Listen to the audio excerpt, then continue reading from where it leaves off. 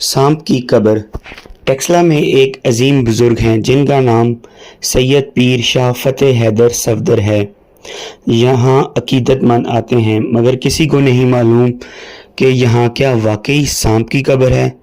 तो सुने फिर असल हकायक क्या हैं। सैयद पीर शाह फतेह हैदर सफदर के एक बेटे थे जिनका नाम राज सरकार था। वो अपने वालिद के पास बैठे हुए थे कि पास से एक बारात का गुजर हुआ। दूल्हा घोड़े पर बैठा हुआ था। छोटे सरकार राज सरकार ने भी घोड़े पर बैठने की जिद कर दी और रोने लगे।